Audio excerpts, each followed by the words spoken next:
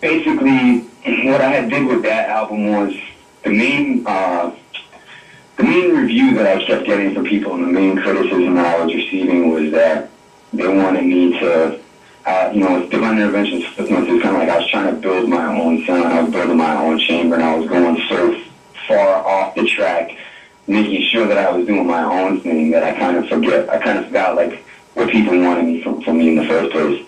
And the vast majority of the people that listen to me are all about, hardcore, boom bap. So that was really what I did, and I spent a lot of time going through the beats, and I made an effort to work with people that I hadn't worked with before, and that went into that album. Yeah. A Legacy, who executive produced the whole entire project. Yeah, straight up. I was gonna ask you more about who you worked with for the album 3D, and I just want to mention you had the whole movie idea behind the album. Your album cover, for an example, is definitely a replica of a movie advertisement, which I love, man. I thought that was real creative. Yeah, definitely, man. Definitely. I'm actually losing. There was other insight I was gonna drop on the title of the album, but even went into it being my third album. You know what I mean? With the Fuse and the B and everything like that. The artwork was actually done by Dios, who was the cat I was just bigging up a minute ago. He's a graphic designer that's just as dope with the images as he is with the sounds, and he pretty much I didn't even have to tell him too much. I broke down the album, and he just gave me that right there. He just came up with it. It's a good idea, man. Did a good job with it. Yeah, it's definitely it's very lawnmower man-ish, which is like one of my favorite sci-fi films of all time. I was gonna say it kind of had like a sci-fi kind of. It definitely had a bit of an '80s vibe to it, but sci-fi like, if you know what I mean. Yeah, definitely, because it's got the Friday the 13th looking letters and everything.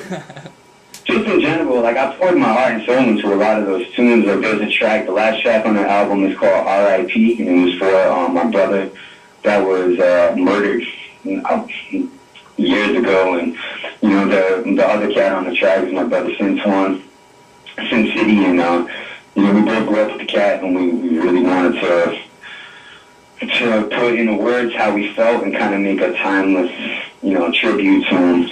Absolutely, man. Absolutely. Talk about my cleanup on there.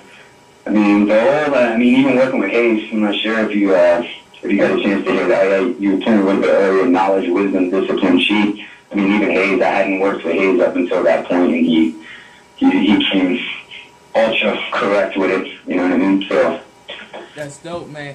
And I was gonna say, you and Hayes do a dope track, Soul, on the album. Yeah, there's gonna be a video coming out for that soon. I'm about 6 months late with the work for all the videos. Be a video, most likely from Bliss for Soul, and I'm looking to get the Paper Cuts video shot by Toka as well. Hell yeah, Paper Cuts. That beat is so epic, man.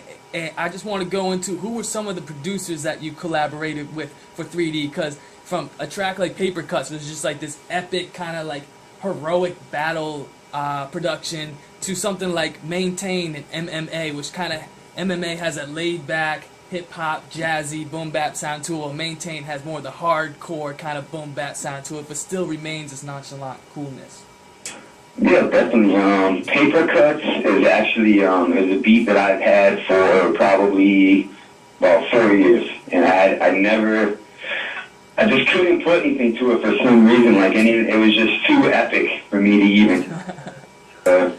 It's not like the jump off from like Jurassic Park or something, but it was pretty hard for me to match the vibe of the beat. You know what I mean? And that was actually by my brother Joe Black from the Brothers Crew in Hartford. That's one of my favorite beats on there. There's a couple tracks on there from New Element. There's also a Central Mass Native. He's from Worcester. First time I ever got to work with the brother, and he did the intro, he did the cypher beat. Those tracks are there. Busted Fuse, who's another one of my brothers I've been working with. I actually have a project with him coming out called The White Elephant. I'm on about 5 tunes. I just actually had a chance to preview a bunch of that a couple of days ago, and it's bonkers. I've been working with him for, like 4 years now. He's definitely one of the easiest people for me to work with, and he's one of those cats that, when I go to his lab and we sit down and we start going through tunes, he's literally got like thousands of beats. And I'm talking to the point where we're going through the beats and he'll Alright, so when you, like, none of them are titles. They just have numbers. Yeah. I'd be like, yeah, it was 05864 or whatever. And that's another beat that I had that beat for a very long time. And I just couldn't match the vibe. So what, it just hit you one day you're just like, I got it. Yeah, I had wrote the verse, and my brother Ruck, who is the featured, the other featured artist on the song, he came with it, you know, and that was, sometimes, man, I might sit on a beat for a very long time, and then just one day out of nowhere, you know, I'll find the inspiration for it, and then some days, you might play me something and I think it's terrible, and then after a week goes by, I might come back and listen to it and think it's the best beat I ever heard in my life. Yeah, for real, man. I feel that, man. And, you know, that's great because you're taking the time to feel the beat and everything. And, you know, well, you just keep re-listening to that beat. And, you know, you finally just get it down. You begin to kind of learn and understand and even educate yourself more about the production. And I feel like that kind of helps as an MC to, on how you're going to, let's say, attack the beat. Yeah, definitely. I mean, some tracks I might go over because in the process, I mean, well, I put it like this, right? I'll write the verse. Yeah. This is a little jewel off the crown to pass around for any MCs that are listening. Straight up, listen up, everyone. I'll write the verse, and then I will go over the verse so many times that even though the verse is done, I'm re-editing it in my head without rewriting it.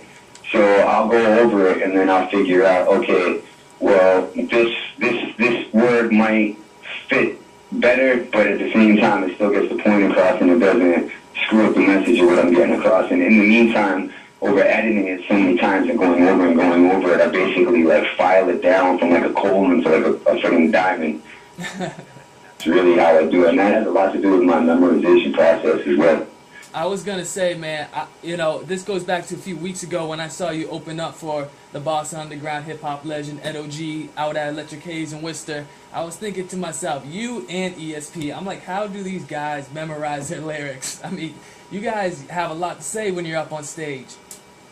And, yeah, most definitely. And it's not just you know, just rhyming random words together. It's actually having a message to it with presenting lyrical content as well. And you know, I gotta give props. Thanks, man. Appreciate that. Yeah. I like the set, man. I really enjoyed it, man. You performed Screwface live, or it was Liquor Shop. Yeah, we're both. Yeah, man. No, both those are one of my favorite tracks off the album as well. I gotta say, the production kind of sounds similar a little bit on the verses part when you compare Screwface to Liquor Shop, but they're definitely dope tracks in my opinion. Well, man, thanks.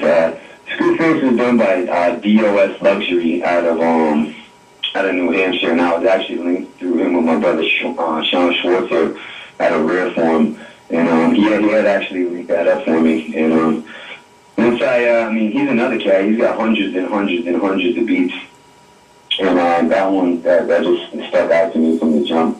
Liquor Shot is definitely. I get a lot of great feedback when I ask people, like, you know, what's one of your favorite songs on the album?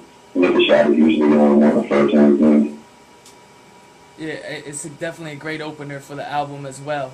It definitely gets you, you jump right into the album with that track. Yes, sir. So, man, other than you said White Elephant, do you have any other projects in the making that you could give us a little sneak peek about that we can expect? Pardon me. Yeah, absolutely, man. I'm actually going to be running, at some point in time, I'm going to be running another campaign for 3D, believe it or not. I'm actually going to try and, like, not really a re-release, but really, the LP harvested really good results, but it didn't really reach what I was thinking in my head, that it would reach for people. So I'm going to be pushing that again, like, really hard. In a bit, I just linked with a really dope dancehall artist named Mitsubishi. I linked with her last weekend when I did a show in Jersey with my Dirty Klansman fam. And we're talking about working on just a hardcore kind of like dancehall / boom bap album EP that'll eventually end up getting a remix into a remix EP as well.